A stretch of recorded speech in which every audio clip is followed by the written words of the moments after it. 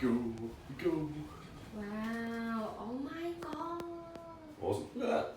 One of the main reasons people visit Hamilton Island is it's a great launching spot to get out to the Great Barrier Reef. Now, most of the action there happens underwater, but today we're going to show you what it looks like from the air.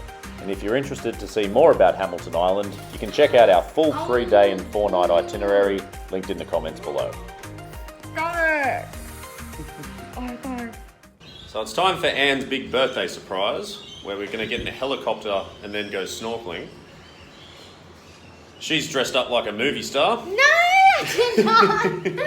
No, I only put on my base. Because I know we're going to jump into the water later anyway, so there's no point of, a proper makeup. Yeah.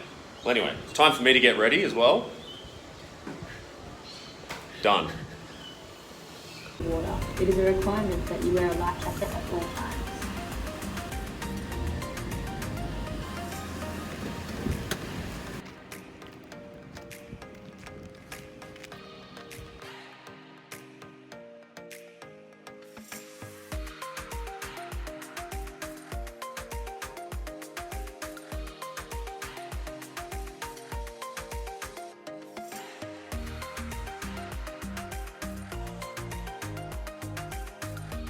Once you get up in the air, you realise that this very busy and commercialised island has retained a lot of its natural surroundings, and there's plenty of corners to explore once you get out of the main tourist areas.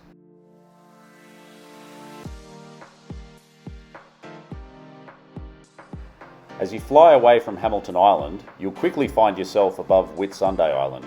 The famous Whitehaven Beach looks absolutely stunning from the air. As you get to the northern end of the beach, the helicopter will take a big sweeping turn so you can get a great view of Hill Inlet. This is that famous view that you'll see on every postcard showing the Whitsunday Islands. It's now time to head east directly towards the Great Barrier Reef. It's about a 20-minute flight where you will see nothing but ocean.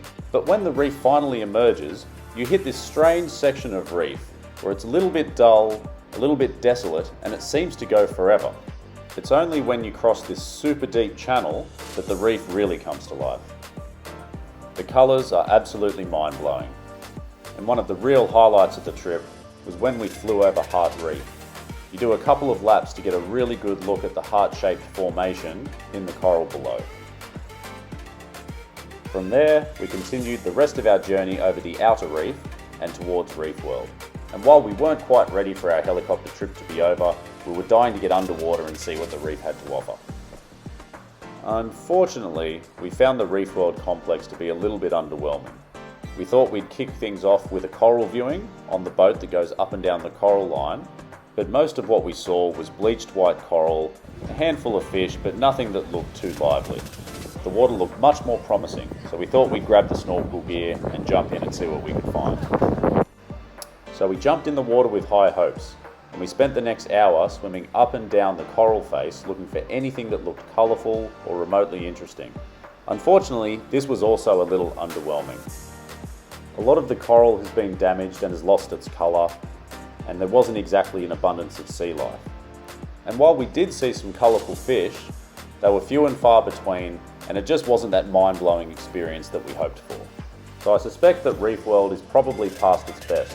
We still had a lot of fun swimming around and we had a great day, but if you really want to see the Great Barrier Reef at its best, you might be left feeling disappointed. Right, so now we're out of the water, all dried off, we're fed, and we're just waiting for the boat to head back, having a couple of beers. I must say, from the top of this boat, the view and the colours and everything we can see, it's a nice way to finish things up. So, what was your favourite part of the day? Obviously the helicopter ride, that was amazing. Yeah. And then snorkeling. Yeah, dumb question. Yeah, that was good. Yeah, I can still taste the seawater from my first time I dunked my head under, massive mouthful of water, and I swallowed it. So, I'm trying to wash it all down with beer. So as we started our journey back to Hamilton Island, it made us even more grateful that we got the helicopter on the way out there. The views you get from water level are just not the same. But it was still nice to have a few drinks and just enjoy the sunshine. The seas do get a little bit rough though, and if you suffer from seasickness like this woman, it's a very long 2 hours. So as we reflect on the day, it's pretty clear that the helicopter was a massive win, and Reef World a little bit underwhelming. So while the helicopter is expensive at $600 a head, it is absolutely worth it if you can swing it. The views of the reef are absolutely incredible, and it's really the only way that you'll get that kind of view. So all that was left to do was to head back to the hotel for a swim and a couple of cocktails by the pool. Thanks for watching, and there's more to come from our Hamilton Island adventure.